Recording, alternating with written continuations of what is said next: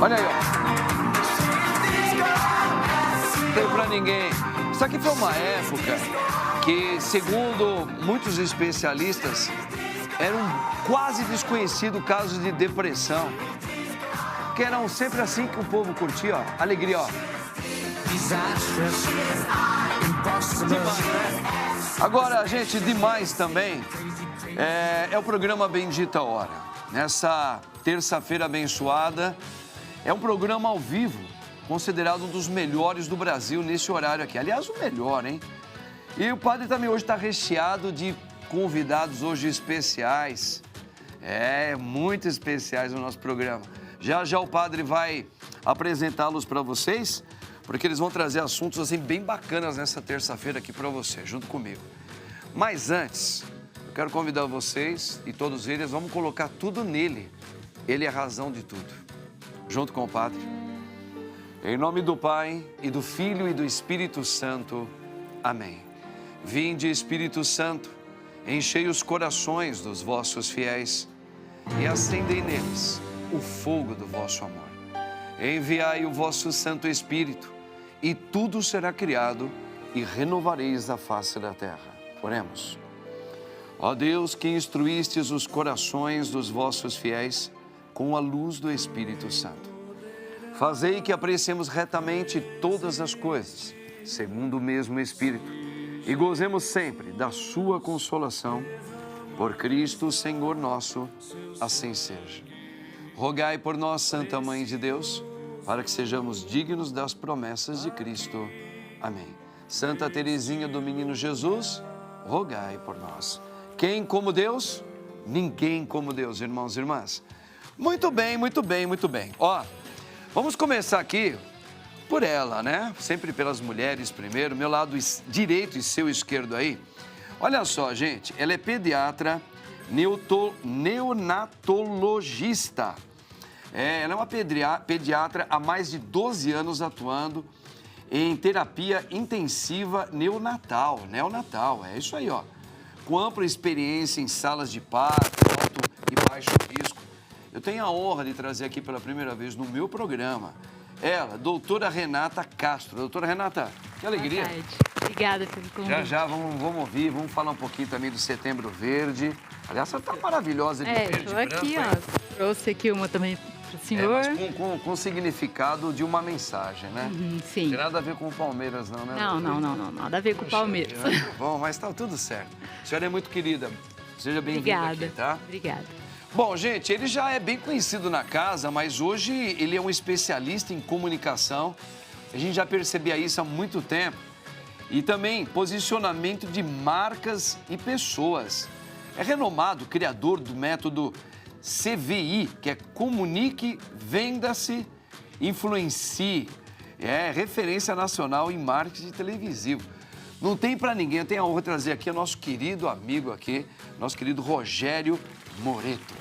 Meu querido padre. Querido demais. Tamo junto sempre. Eu tava com saudade de vir aqui também. com você, né? Porque você sabe que eu tava vindo só com o Padre Juarez. Padre Juarez, você sabe que você mora no meu coração, mas o Padre Marcos também, metade de cada um. Sem ciúmes nessa hora, hein? Sem ciúme dessa, porque ele é ciumento, né? Aí ele falou, não, você vê. Eu falei, não, eu quero ir com o Padre Marcos.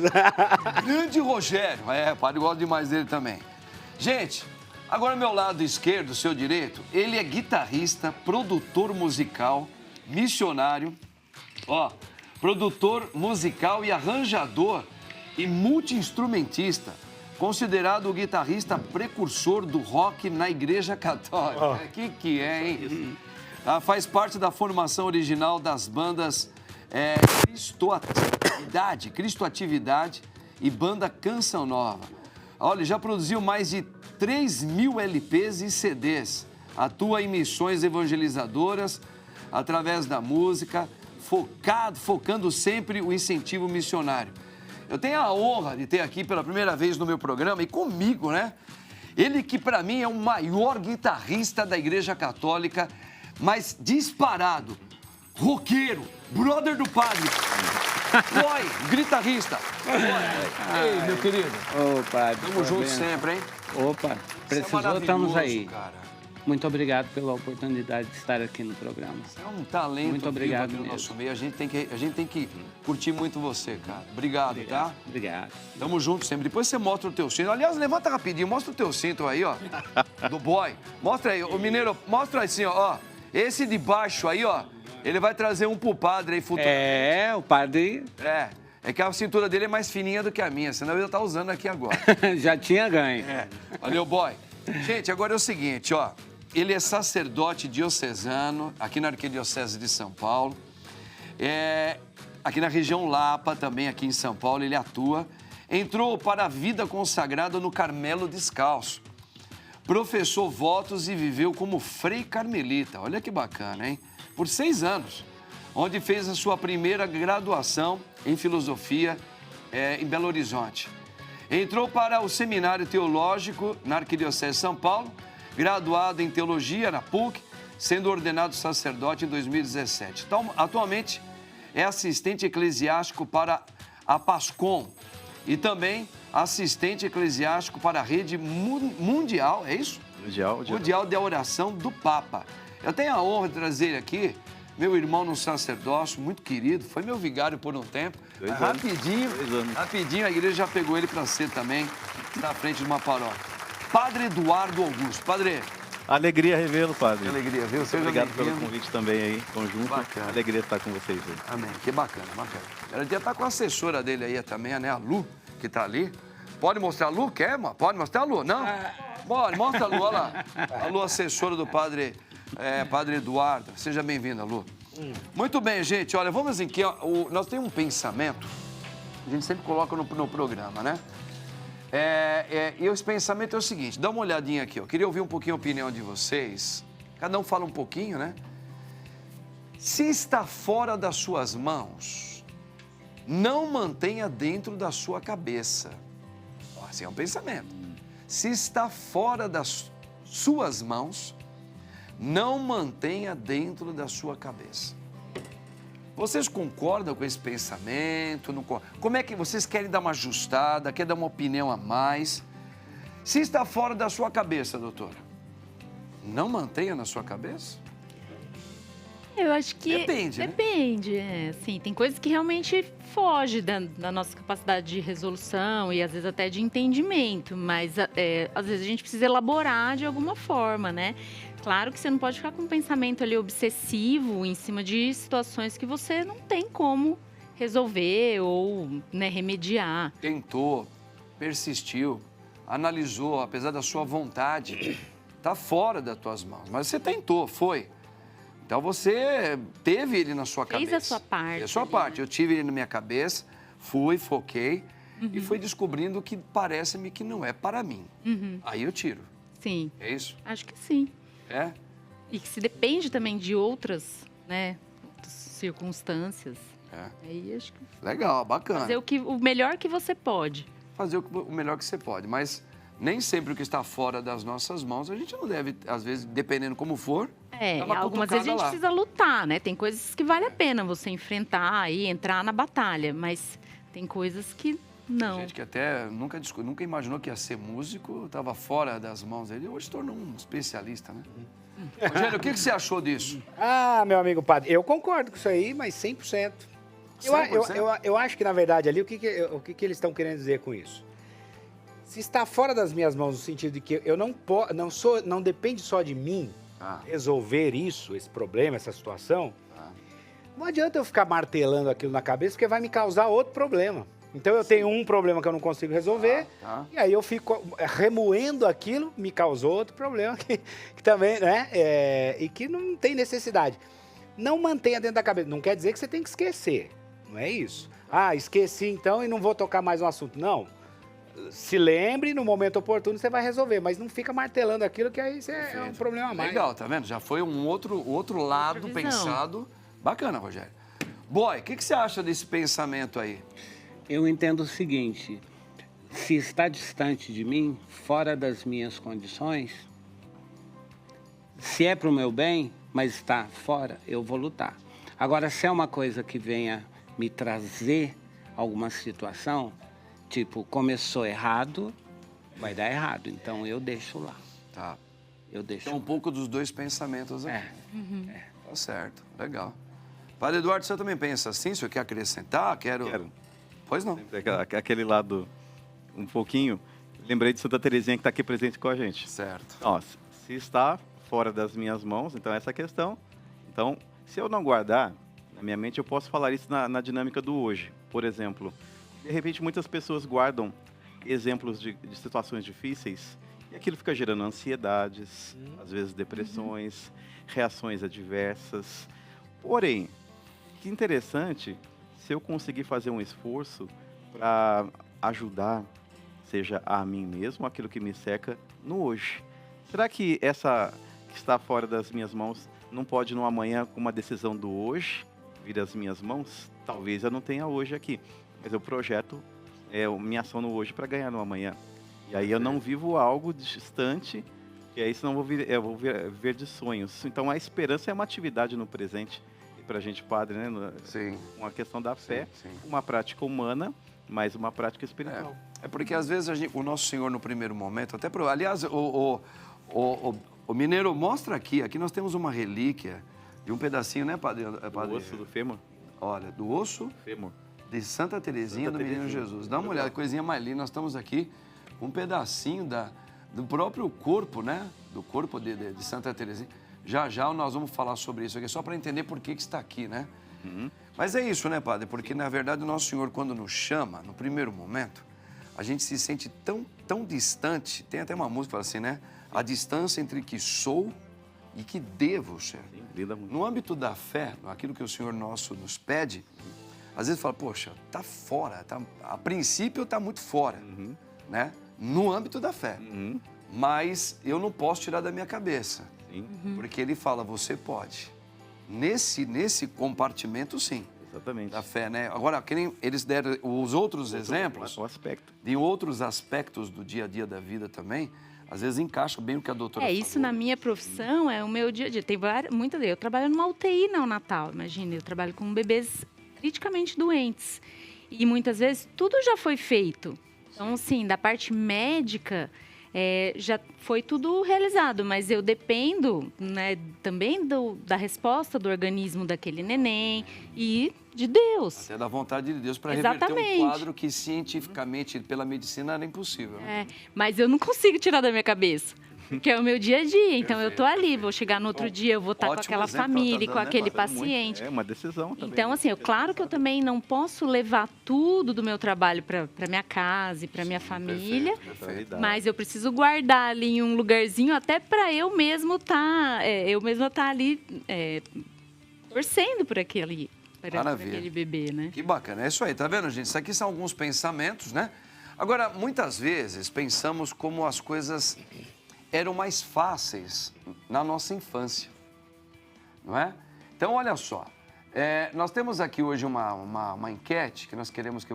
Você voltaria a ser criança se pudesse?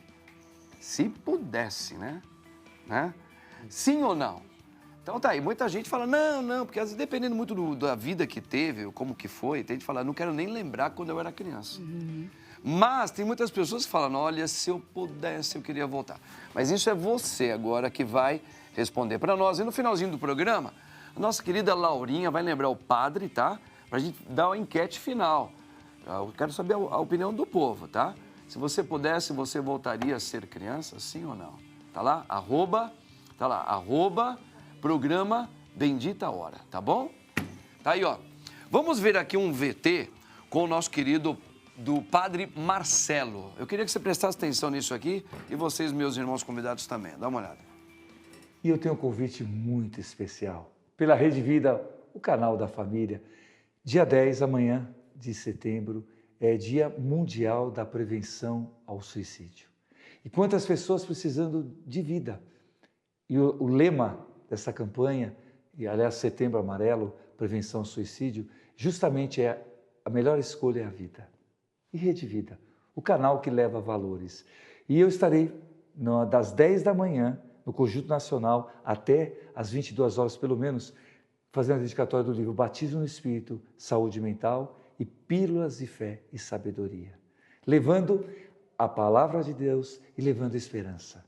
Porque é possível escolher a vida, a saúde mental tão necessária. Espero vocês lá no Conjunto Nacional, Avenida Paulista, Livraria Drummond. Vai ser com certeza uma bênção. E obrigado, Rede Vida, o canal da família. Padre Marcelo, você é maravilhoso sempre, Padre Marcelo. É grande em todos os aspectos, né? Que legal. Tá, isso aí. Gente, vamos lá, ó. Vamos à primeira informação. Queria um pouco ouvir a opinião aqui, ó. Vamos ver essa informação aqui, ó. Me ajuda aí. Ser Workaholic. Isso. É realmente... Bonito, vocês gostam, né?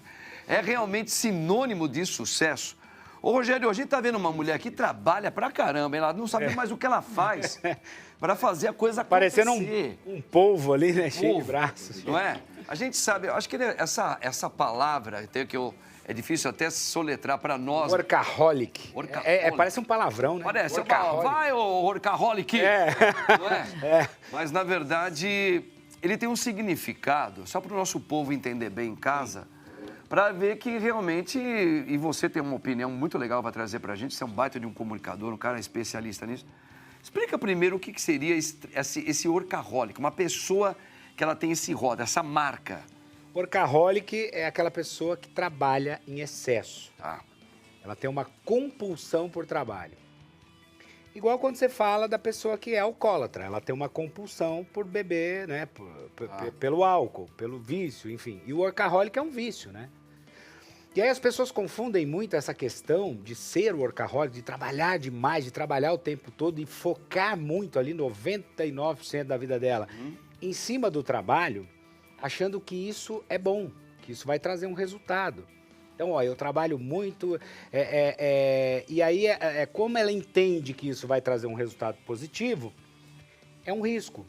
Porque ser workaholic, trabalhar demais em excesso o tempo inteiro, e quando a gente fala de workaholic, não é o trabalho normal como a gente conhece. A pessoa que tem lá, né, o seu emprego, chega lá às 8, 9 horas da manhã, faz o seu almocinho meio-dia, fica até 6 horas, 7 horas e vai embora para sua casa. Perfeito. Isso é o normal. O workaholic, ele trabalha das 6 da manhã até 2, 3 da manhã, às vezes não consegue nem dormir direito, porque a cabeça fica ali o tempo inteiro. Por mais que uma pessoa goste muito do que ela faz. Sim. Por exemplo, a doutora, nós padres, o boy tocando, mas é o que eu amo fazer. Sim. Digamos que a pessoa, olha, tá certo, você ama fazer isso. Esse workaholic, ele é uma pessoa que mostra, porque ela ama muito, por isso que ela se dedica, ela não percebe nem que ela está exausta.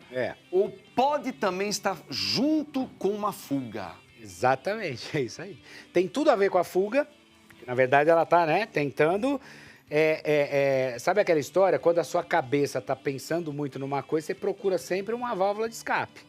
Então eu vou ficar aqui o dia inteiro focado no meu trabalho, que é para eu não pensar na minha vida pessoal, é para eu não pensar na família que eu tô de mal ali, que eu briguei. No luto de alguma coisa, na perda e por aí vai. Então assim, tem esse caminho, é uma fuga e se torna também um ato compulsivo. Como a pessoa tem compulsão por comida, como ela tem compulsão... Né, então, é um problema. Por quê? Porque vai chegar um momento que, primeiro, lembra que a gente falou lá, se não está nas suas mãos, né? Sim. Então, chega um momento que essa fuga não resolve, porque o problema continua, a raiz do problema continua. Ela está com o problema. Ela está.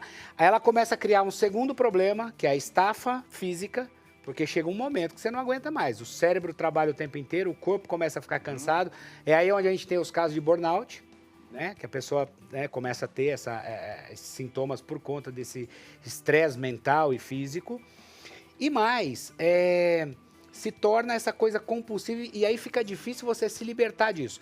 E existe uma coisa também que é importante pensar, que, por exemplo, se a doutora, imagina que ela fosse workaholic, quando ela senta aqui e começa a falar, não, porque eu trabalho, eu viro à noite, e aí no outro dia, 5 da manhã, eu já estou levantando, eu estou indo para o trabalho, eu estou fazendo, eu faço, tal.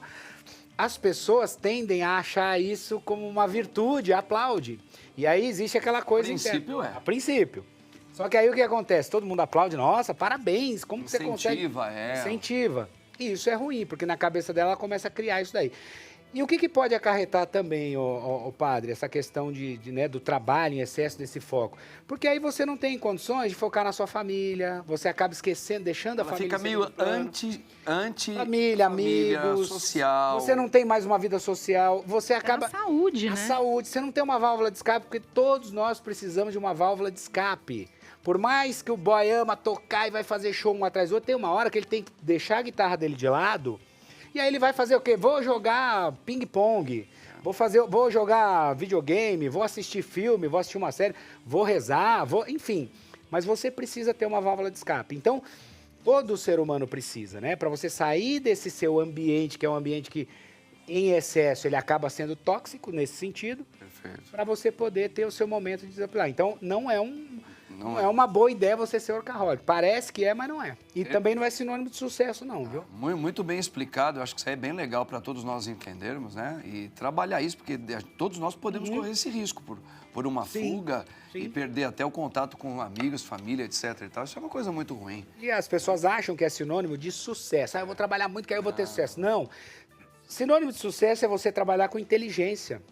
Trabalhar com inteligência. Não adianta trabalhar enlouquecidamente, ama, mas exatamente, a outras com estratégia e com inteligência. Até porque a vida passa muito rápido. Exatamente. Muito bem, gente. Vamos lá. Ó, outra notícia aqui. Frei Gilson faz história na festa de Barretos, com pegada de religioso popstar, em noite de oração para 60 mil pessoas. Boy, eu quero dar uma provocada, mas ao mesmo tempo falar uma coisa legal como igreja. Sim. Eu penso que, como é bom, como cristãos católicos, a gente saber que ainda existem, como foi o Padre Marcelo, como é o Padre Marcelo, o próprio o Padre Fábio de Mello, Padre Manzotti, Padres Alessandro, Padre o Juarez, etc., né? Agora o Frei Gilson, que está levando uma quantidade enorme de pessoas. O que eu quero colocar para você e para o nosso telespectador é o seguinte: entendam bem, tá? Eu fico muito feliz de saber, porque o Frei Gilson vem fazer um trabalho assim, muito interessante, bem bacana. Está levando realmente muitas pessoas a compreender a importância de orar, do que é fazer alguns sacrifícios para ver alguns resultados espirituais. Né? Como o próprio Senhor disse, sem sacrifício não veremos a Deus. Né? Precisamos ser violentos, muitas vezes, na oração, no sentido exigir mais da gente. Sim. E ele está fazendo um trabalho maravilhoso. Porém, todavia, o que eu quero só colocar aqui um pensamento é o seguinte: nesse domingo aqui, boy, Nosso Senhor estava com uma multidão atrás dele. Nosso Senhor Jesus. E aquilo, como ele é Deus, aquilo incomodou ele, porque ele sabe que muitos daqueles que estão indo, fazendo uma multidão atrás de um padre, de um bispo, de um cantor, sei lá o que quer, mas vamos falar da fé, não necessariamente está tendo ainda o entendimento do que é esse segmento para valer. Sim. Certo? Nosso Senhor disse, olha, em outras palavras, eu gostaria muito que todos sejam meus seguidores, mas quem não se desapegar, e aí entrou na dureza, se apegar de pai, mãe, filhos, da própria vida, ou seja, de tudo, aceita a sua cruz, desapegue de tudo e siga-me, não pode ser meu discípulo. Então a gente está vendo agora o Frei Gilson fazer um trabalho de grande massa, mas me preocupa porque tomara a Deus que muitos estão tendo consciência, estão buscando a Deus, se encontrando com Ele, sendo amigo de Deus. Mas a gente sabe que na maioria das vezes isso não acontece. O que você acha dessa informação, desse arrebanhamento gigante? Como é que você entende isso? Você é um homem também da música, de multidões. Eu vou pegar um pouquinho lá atrás, no início dos anos 2000. Tá. Eu conheci o Frei, ele era seminarista. Eu vou ficar emocionado. Eu o conheci dentro do convento. Simplesmente quando eu ficava hospedado em um hotel e o Antônio Carlos, que cantava com o Padre Marcelo, porque na época eu tocava com o Padre Marcelo, ele falava para mim assim, boy, fique lá nas irmãzinhas, você vai gastar menos, você dá uma ajuda. E foi indo, até que um certo dia eu falei, vou ficar nas irmãzinhas. E lá eu tive a oportunidade de escutar umas músicas diferentes. Só que, como eu estava recente, eu não tinha como chegar e falar, o que é isso? O que é isso? E eu fui ficando uma vez, outro momento, fui ficando, até que eu criei uma certa amizade com todos e tive a oportunidade de perguntar, que músicas são essas? É o nosso Ministério de Música. Cheguei lá, irmã Ana Paula, voz, sax, violão, a irmã Ana Paula que a gente conhece. Sim. Irmã Anne, guitarra. Olha que bacana. Uma irmã que eu não lembro o nome, na batera. Irmã Soraya, equipe de dança e teatro. Frei Silvio, que está despontando agora. Teclado, ele é irmão da irmã Soraya. Olha que lindo para a família. Sim. Um frei e uma freira. Irmã Adriana no baixo, que ela era a coordenadora do ministério. E na guitarra, quem? Frei Gilson. Frei Gilson. Que legal, né? Frei Gilson. E ali a equipe que estava comigo, nós vimos ali um trabalho. Que lindas músicas, que maravilhosa, olha, sabe? E até que chegamos e falamos para a Madre, a gente pode dar um presente? Vamos lançar um trabalho das Carmelitas. E assim lançamos. Tu és o centro e outras mais, que hoje são conhecidas, mas que há 19 anos, 20 anos atrás, de repente, eram simplesmente algumas canções que eles ensaiavam lá. O que eu quero dizer com isso? Eu, de certa forma, vi o crescimento do Frei Gilson. E tive a oportunidade de tocar com ele em Brasília, no Desperta, que foi um evento maior que o Barretos. Sim. 80 mil pessoas no estádio, há mais de 19 horas. Eu acho que eram mais de 19 horas seguidas. Então, o que eu pude perceber do Frei Gilson que eu conheci até agora? De que ele pode até usar o espírito de conversão para uma pessoa, para 2 pessoas, 3 pessoas. Mas tem uma coisa muito importante que eu acho que acontece com ele. Ele não dá vazão ao lado daquilo que possa fazê-lo estrela. Então, eu acho que essa questão dele ter esse cuidado limita um pouco essa questão. Não sei se eu estou respondendo bem a sua pergunta, mas limita-se a questão daquelas pessoas que estão indo ali como se fosse, entre aspas, oba-oba. Eu acho que as pessoas que chegam para perto dele, eu acho que ele tem um discernimento muito legal de isso aqui é santo, isso aqui é uma conversão, isso aqui é apenas uma questão de promoção de estar do meu lado. Eu acho que ele tem esse cuidado e eu acho que esse cuidado nos ensina ao chegarmos perto dele. Perfeito. Isso aí realmente ele não sei se eu te respondi bem. Eu vou usar um termo bem polêmico. Ele exala esta verdade, né? Sim. Isso aí, por isso que eu falo que eu admiro muito. É um dom que Deus deu para ele e é lindo. E é lindo isso. Isso é uma coisa que Deus... E a gente reza para que ele, como um sacerdote, que ele é um frei, mas ele é um sacerdote, Deus conserve essa humildade no coração dele sempre. Sim. E que o povo, ao procurá-lo, realmente vai entendendo e tendo amor por Cristo Jesus, né? Que esse tem que ser o objetivo. Sim. Legal, boy, maravilhoso. Boy é espetacular. Vamos ver aqui outra informação? Ou vai na Marcinha? Vamos na outra informação? É isso, Laurinha? Aqui, ó. Relíquias de santos. Tudo o que um católico deve saber sobre elas.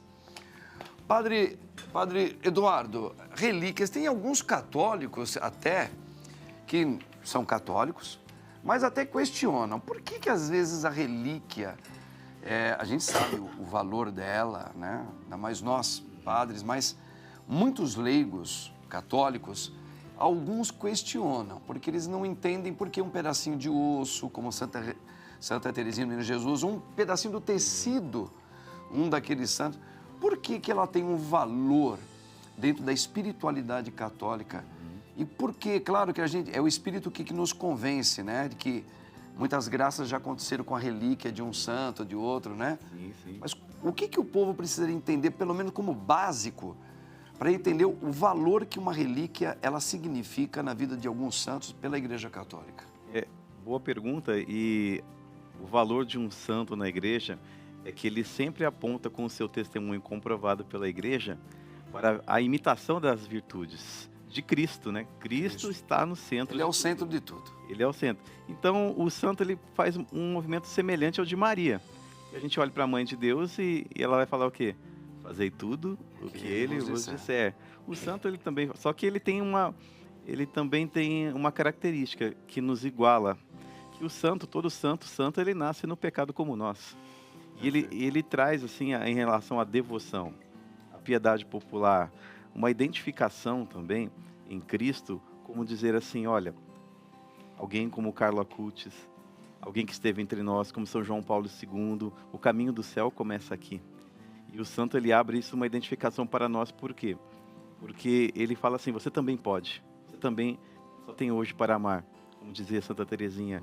E o santo, também, uma relíquia, por exemplo, ela tem o seu valor, porque ela tem 3 propriedades, né? Temos a relíquia de terceira classe ou terceiro grau, que é encostada numa de primeiro grau ou de primeira classe.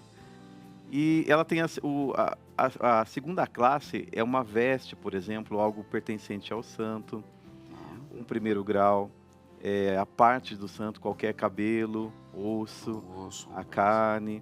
Mas nós não adoramos os santos, nós adoramos a Deus e a Maria veneramos. Mas os santos, ao termos a devoção, entramos no mistério da comunhão com Deus, da intercessão dos santos. E aí, imitar as virtudes de Jesus por alguém próximo, uma moça, como Santa Teresinha, ou um grande homem, nós olhamos assim e falei, também eu posso. Muitas vezes, as compreensões não são tão claras às pessoas, pois não vivemos, em relação aos santos, um distanciamento muito grande. Muitas pessoas dizem assim, padre, puxa, mas o santo é santo e eu sou pecador. Mas é o contrário o movimento. Ele fala, este santo, esta santa, nasceu tão pecador quanto nós, quanto você. Porém, ele teve uma decisão na vida. Então, que é um pouco aquilo que nós falamos logo no começo daquele pensamento, né? Por enquanto, também está fora do meu alcance, mas está aqui na minha cabeça e eu quero alcançar pela fé. Perfeito, então. Toma uma decisão para isso. Enquanto o Padre Marcos também falava isso, eu me lembrava de uma frase dela, aquela que dizia do início. E às vezes focamos também, e é necessário, né, nos prevenirmos do pecado. É uma realidade. Porém, Santa Teresinha, ela quis escolher assim, como dizia, a decisão da salvação no dia do hoje. Como São Lucas dizia. E aí, só tenho hoje para vos amar, mas o amar é dar a vida. Dar a vida com a igreja, se coligar à visão dos santos, é também participar aqui nessa terra de um pedacinho do céu. Ele não é pleno aqui, mas a gente experimenta das realidades do céu através da imitação também da virtude dos santos. E um pouco por causa também da nossa fé no credo, né? Porque a gente está em comunhão com os santos. Então significa, Cristo falou que quem crê em mim nunca morrerá. Então, um dia faleceram, mas eles estiveram tão intimamente, como o senhor está falando, padre, com a vida de Cristo, que ele não passa nunca. Então, se ele tiver uma relíquia, as graças podem se multiplicar por quem tem fé, não na veste, não no pedacinho de osso, mas na intercessão desse santo, que a gente ouviu tão agora no domingo, para que as graças de Deus continuem, né? E é uma bênção, a alegria do povo ao ver a presença de uma santa é mais do que imprescindível para um católico. Por quê? Porque nós temos isso para a liberalidade da santidade. É possível a santidade e é possível sim abrir o caminho do céu nessa vida. E eles fizeram muito bem isso. E fizeram porque eles acreditaram sem ver e deixaram um testemunho depois até palpável para nós daquilo que eles acreditaram e nem eles mesmos viram muitas vezes. E viveram a sua identidade. Grande Padre Eduardo, maravilha, hein? Que Santa Teresinha interceda por nós. O Mineiro, sabia aqui que o Padre Eduardo toca muita guitarra? E não é dessas tocadinhas coisa aí, não. Ele toca dedilha. Sabe dedilha? Que Bom minha demais. inspiração aqui, ó. A nossa. Ele foi a sua inspiração, né? Grande padre. Vamos lá. Setembro Verde. Eita, gosta da cor, hein? Esperança para conscientização sobre asfixia perinatal. Perinatal. Doutora, vamos falar um pouquinho. A senhora já me explicou, mas para os nossos telespectadores, muita gente talvez não saiba disso, a não ser quem já foi vítima disso sabe. Mas a gente sabe que tem pouca divulgação sobre asfixia perinatal. O que é essa asfixia perinatal para os nossos telespectadores? E por que a gente tem que divulgar? Por quê? Então, assim, a asfixia perinatal é quando falta oxigênio para o cérebro ali do neném, para o neném como um todo, ou logo antes, durante ou logo depois do parto. Do parto. Então, envolve todo esse processo do parto, por isso que a gente chama de perinatal. E a asfixia, ela comete por ano aí mais ou menos de 20 mil bebês no Brasil. São 2 a 3 bebês por hora, né, que são acometidos com a asfixia perinatal. E ela é a terceira maior causa de morte em bebês. Diagnosticada de que maneira, doutora? Por exemplo, antes do parto, como que é diagnosticado isso? A gente tem algumas alterações que o bebê pode apresentar, então enquanto a gestante está ali em trabalho de parto, a gente monitora, né, alguns sinais tanto da mãe quanto do bebê. E alguns sinais desse bebê já podem estar alterados, do tipo a frequência cardíaca, então a gente tem alguns sinais que podem fazer com que a gente suspeite que ele nasça aí com algum sofrimento. Perfeito. E logo que o bebê nasce, acho que o mais fácil, né, da gente, um exemplo fácil é quando o bebê não chora. Então, o bebê nasceu, ele não chorou, não respirou. Até a gente fala do eu respiro a vida, porque aquela respiração, quando o bebê começa a respirar logo depois do parto, se o bebê não respira, não chora, ele precisa de uma atuação imediata. Então, é extremamente importante que em todo parto a gente tenha uma equipe capacitada para atuar se esse bebê precisar de alguma reanimação. Isso é muito comum acontecer, pelo que a senhora estava me explicando, mas o Brasil é enorme. O Brasil é uma referência hoje até na medicina. Por que parece-nos que tem poucos profissionais ou poucas consciências disso? Fala um pouquinho, doutora. Então, assim, a gente tem isso, né? Primeiro, hoje em dia, a gente já ampliou bastante o suporte na sala de parto. Então, a gente tem programa de reanimação neonatal, que a Sociedade Brasileira de Pediatria apresenta esse treinamento para as equipes, tanto a equipe médica quanto a equipe de enfermagem. Então, isso já vem sendo trabalhado há bastante tempo já, para já você atuar imediatamente, que a gente tem o que a gente chama de minuto de ouro. Então, você tem 60 segundos para atuar nesse período onde o bebê não chora, que ele precisa de ajuda para respirar. E é 10% dos nascimentos, 10% dos bebês podem precisar de alguma ajuda ali para respirar. Então, esse é um ponto. E o segundo ponto importante é que, se o bebê for diagnosticado, então o bebê nasceu, não chorou, precisou de reanimação. Então, a gente tem alguns critérios para indicar o tratamento. Então, esse bebê já foi diagnosticado com asfixia. E aí, a gente tem um tratamento que é a hipotermia terapêutica, que é resfriar esse bebê a uma temperatura alvo e a gente mantém esse tratamento por 72 horas. Para quê? Para minimizar a inflamação ali no cérebro. Entendi. Para a gente poder minimizar as sequelas neurológicas ali nesse neném. Amenizando, a criança vai ter uma vida normal. Tem uma chance muito grande. Então, a gente melhora, assim, mais de 50% de chance desse bebê se recuperar. Né? Só que, no Brasil, a gente só tem 5% dos hospitais com estrutura para oferecer esse tratamento. É muito só 5%? 5% dos hospitais. Olha, muito pouco, né? Para o número de bebês que são acometidos... Então, o ideal seria o quê? Um investimento Sim. para que as grandes empresas de hospitais invistam nisso. Né? Tanto no setor público, né, quanto no setor privado. Então, a gente precisa ter a prevenção com um pré-natal adequado, para as gestantes. Aí a gente precisa, na prevenção tá também a atuação de uma equipe capacitada para receber esse bebê e atuar se ele precisar de reanimação. E num terceiro momento, a partir do momento que o bebê nasceu, infelizmente teve a asfixia, aí a gente precisa tratar. E aí, para fazer o tratamento, a gente também precisa de estrutura hospitalar e equipe treinada. Poxa, é uma coisa tão que está nascendo, toda hora nasce bebê. Isso aí pode acontecer o tempo todo. Sim. Então, o Brasil precisa abrir o olho para isso, a gente precisa ficar em cima, hein? Tem que pedir isso para os nossos líderes aí, ó, governamentais, ó, vamos investir nessa área aí. Você tem um presente para... Tenho. E aí eu trouxe para o senhor, então, a camiseta da campanha, que a gente está aí no setembro, que é o Setembro Amarelo, que é muito importante também. Tá. Mas para a gente o setembro também é verde, então Aqui o que é, doutor? Me explica. Então aqui a gente tem uma camiseta. A camiseta. A camiseta. Aham. E aqui a gente tem um material com alguns dados, né? E algumas explicações. Olha aqui o material aqui, mineiro, ó. Sobre... Olha aqui, ó. Tá vendo? Fala aí, doutora. Então, aqui é um que vai explicando. Então, a gente fala aqui, né, o que é asfixia perinatal, os impactos, né, que o bebê pode ter uma paralisia cerebral, pode ter uma deficiência cognitiva, cegueira, surdez. Uma pequena cartilha, né? Isso, uma cartilha. A gente tem os QR Codes. Quem idealizou a campanha foi uma amiga minha, que também é neonatologista, que é a doutora Mariana Dizotti. Parabéns, doutora. E com o Instituto Salvando Futuros, que eu acho lindo esse nome, né? Salvando Futuros, porque realmente uma sequela neurológica compromete o futuro desse bebê. Olha que linda essa camiseta que eu ganhei aqui, ó. Ó, verdinha.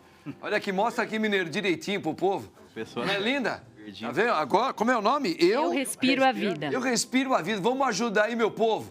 Ajuda aqui, ó, governo. Vambora, tá?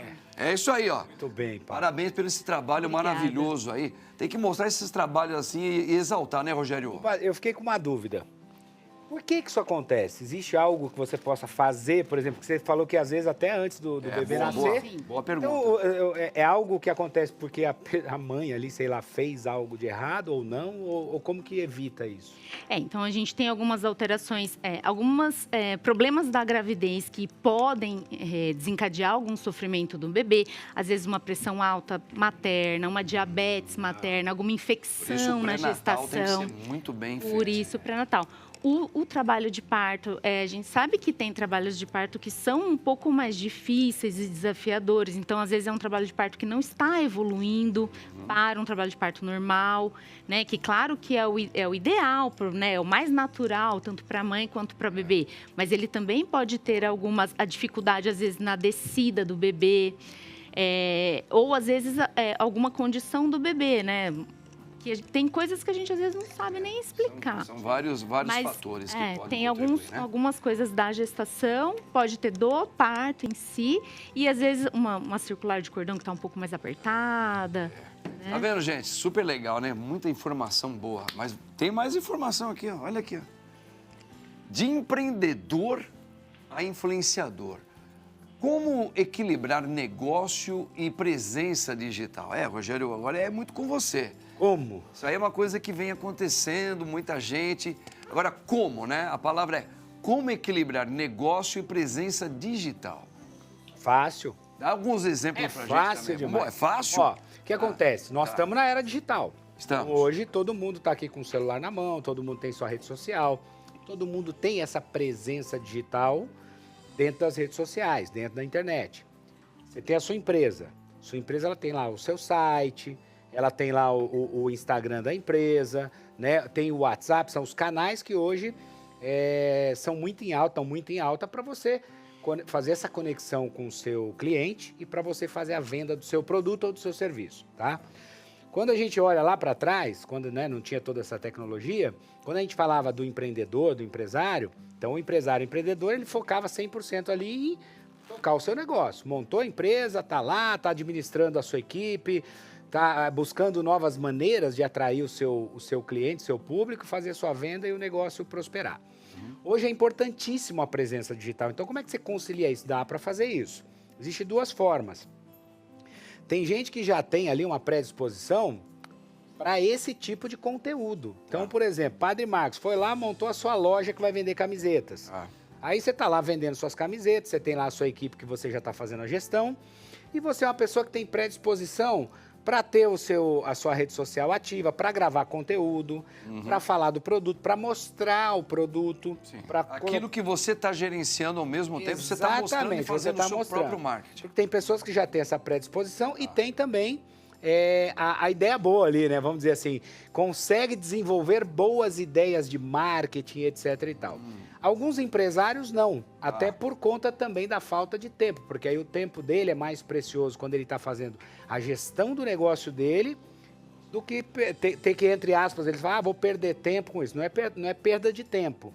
Na verdade, é um investimento num tempo que vai te trazer um retorno. Eu não tenho esse tempo. Mas aí você pode contratar bons profissionais. Hoje tem muita agência no mercado, muitos bons profissionais que vão fazer esse posicionamento da sua persona no digital. Porque é importante quando você mostra que por trás daquela empresa, que por trás daquele negócio, existe um ser humano. Existe. Então, por trás da loja que vende a camiseta, que tem lá uma caneca, diversos produtos, existe o Padre Marcos. E o Padre Marcos, ele consegue, através desse conteúdo, mostrando o dia a dia dele, como são os desafios do próprio negócio, como ele trata a equipe dele, como ele treina, como ele traz um produto bacana com preço legal, as pessoas começam a criar essa conexão, começam a se inspirar e automaticamente, através disso, você começa a vender mais, ter mais clientes e criar essa sua identidade. A questão, então, é encontrar, né, essas empresas que dão essa consultoria, mas ao mesmo tempo ajuda a pessoa, ensina a pessoa também a fazer, né? Ensina a fazer, porque é isso. Quando você entende como funciona, e você vai ver que, na verdade, é muito simples, padre. Por exemplo, a gente estava aqui, o programa antes de começar, eu peguei o celular e gravei 2 stories aqui de 30 segundos.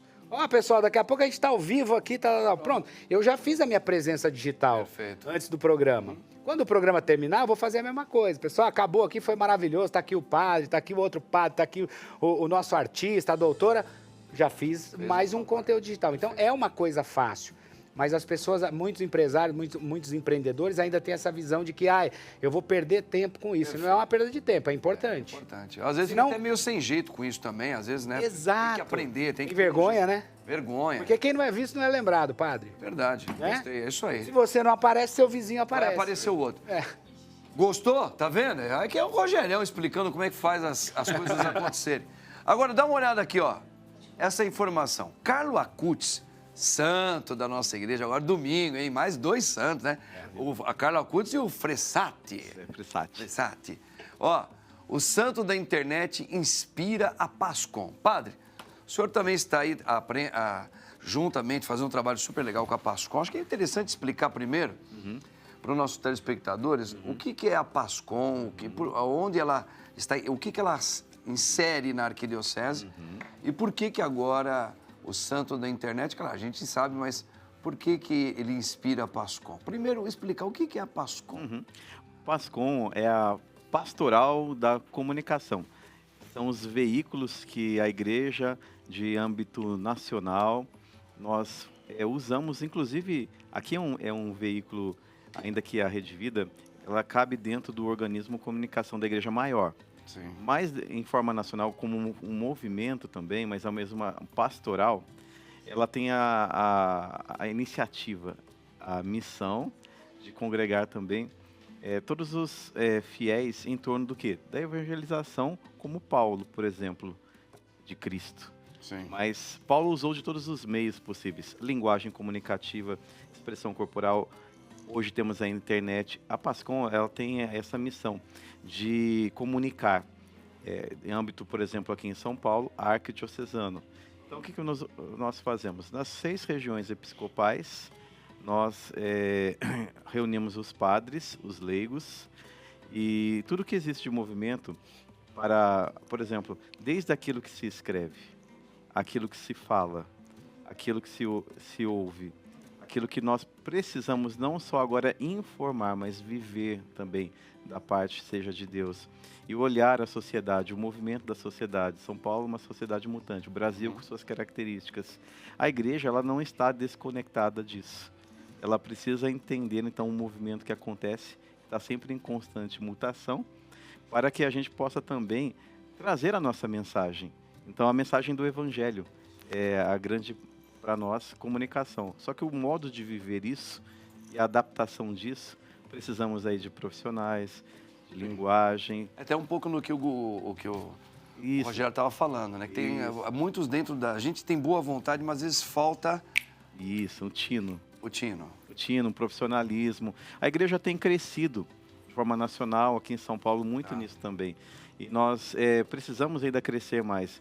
Eu acredito que um momento difícil que passamos como humanidade fez crescer muito a igreja. Eu digo pela experiência em São Paulo, a pandemia. Pandemia, né? Pandemia, aí os padres que estavam lá diante da câmera, mas falando daquilo que sempre fizeram. E um desafio para a edificação da comunicação. Fez crescer. Então, a partir disso, a pastoral da comunicação, olha o exemplo, por exemplo, dos santos de Carla Kurtz, o santo da internet. Um meio maravilhoso para se comunicar. E, ao mesmo tempo, tão novo quanto antigo. Eu me lembro de São Paulo Apóstolo, indo lá no meio dos gregos, olhando uma oportunidade de evangelização. Sim. Olhava lá no aerópago e dizia assim, tem um lugar, um Deus desconhecido lá. Isso é comunicação, porque ele teve um olhar ali, só que, ao mesmo tempo, ele se mobilizou. E foi lá falar de uma linguagem entre os deuses pagãos do nosso Deus. E ele encontrou um local, ele não ficou esperando essa oportunidade acontecer em casa, ele falou, ó, tem um local ali que eu posso evangelizar. Isso, olhando o exemplo de Carla Kurtz, esse santo que mexia com programação, santo jovem, com alegria. Aí a pastoral da comunicação também quer trazer não só aos jovens, mas de forma alegre e eficaz, comunicar isso. E comunicar uma santidade de alguém dos nossos tempos. Lá no passado, muitos se prendiam às imagens dos santos antigos. Mas o que é olhar o exemplo de um garoto, né? No bom sentido, de um menino? Menino que foi da nossa contemporaneidade hoje. Exatamente. E olhar o exemplo dele, perceber que nós também temos que assumir aí a missão de cada um, os batizados também, como comunicadores das experiências em família, não só na paróquia. Aproveitar os jovens que hoje estão muito aguçados na internet, né? E Exatamente. católicos. E até inseri-los mais nessa divulgação do amor em Cristo. Né? E os movimentos que já existem, as comunidades novas, é aquela coisa. Eu vou passar a minha experiência de Deus por esse veículo, uma mídia social. Falar assim, a gente pensa que não, mas uma boa experiência comunicada do cristianismo pode chegar a um coração que está ali vazio, com dificuldade, e Deus é quem age, mas às vezes através de nós. Então, desde os movimentos pequenininhos, que para Deus é grande, até os grandes organismos comunicativos, as TVs, as rádios, tudo isso abrange o movimento pastoral da comunicação, com o exemplo dos santos. Que ele está sendo um grande estímulo, que seja agora surfar em cima desse momento dele, para a igreja e a arquidiocese e a Pascom surfar também, né? Exatamente. Grande padre. Olha, vamos aqui, ó. Introdução alimentar. Como garantir que a criança crie bons hábitos?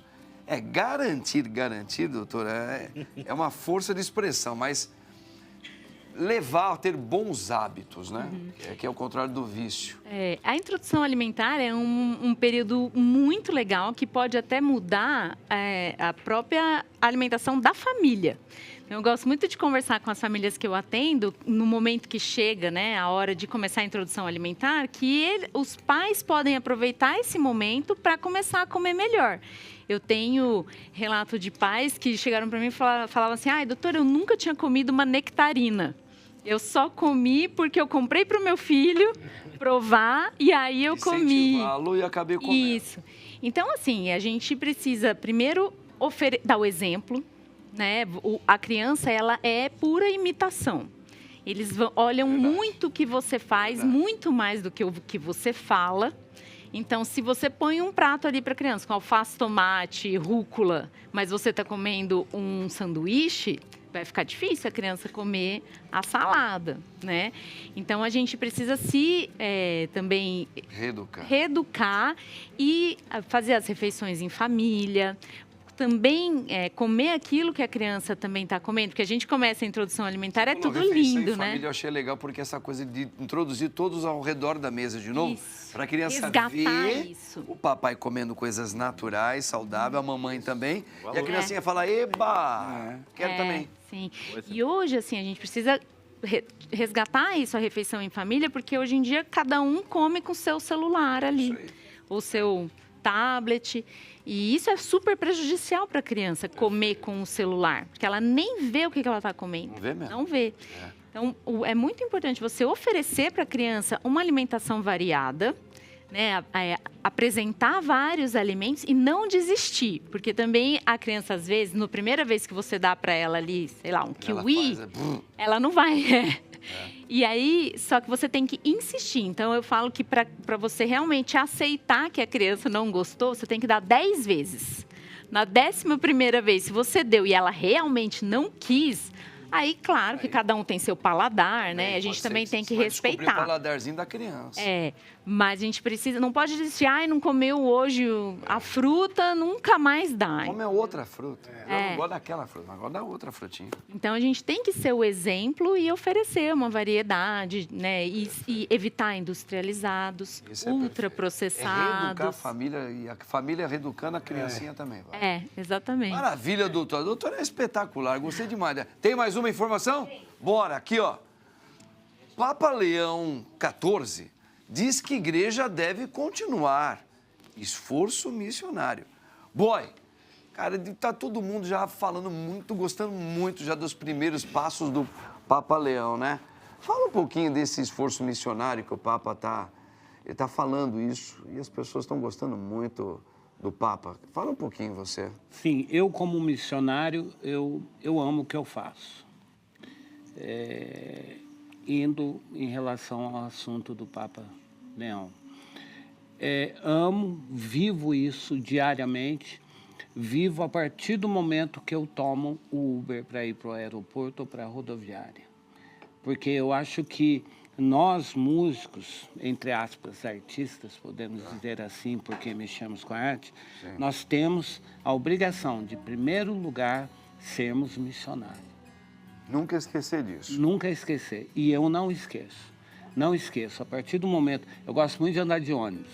Por quê? Porque no ônibus eu pego uma palavra da Bíblia, o povo me vê todo diferente, assim, de repente eu abro a minha Bíblia, terço. Muitos chegam e falam assim, eu com os meus 63 anos, ô mocinho, aquela senhora, você está lendo a Bíblia? Sim, estou lendo a Bíblia. Por quê? Eu sou missionário. Não sei se existe esse termo, mas a minha missionaridade, ela é vivida no meu sangue, no meu dia a dia, nas minhas palavras e nos meus atos. Olha, eu vou falar uma coisinha rapidinho, boy. Eu quero, já me comprometo aqui com a produção todinha.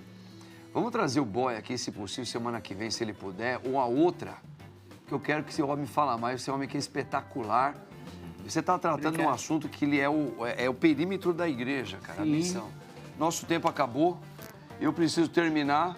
Tem a enquete aí, rapidinho? Olha lá, vamos ver aquele resultado do povo.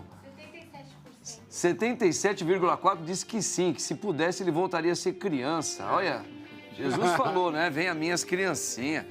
Maravilha. Ô, boy, vamos fazer assim? Se você permitir, eu gostaria muito que você voltasse no meu programa Bendita Hora. Vou conversar com a produção. Você fala com a produção? Falo com a produção e já vou correr atrás do seu cinto. Você é muito querido, tá? Rock and roll, pai. Rock and roll, tamo junto sempre. Viva o Elvis Presley. Amém. Ó, Padre Padre, Presley. Tamo junto também, né? querido, viu? Obrigado. Alegria toda. Próxima nossa reisagem lá no Tamo Junto, hein? Doutora. Obrigada, obrigado. viu, Que Deus padre? abençoe você. Obrigadão. Gerião. Meu querido padre, meu irmãozão. Você é muito bom. Eu acho que o boy tem que voltar. Ele tem que tocar, O boy vai tocar aqui na próxima. Tocar no plano, né? Ó, que Deus abençoe você no nome do Pai, do Filho e do Espírito Santo. E hoje tem a missa lá com orações carismáticas, hein, na Nossa Senhora da Lapa. Tchau. Isso é você, mano.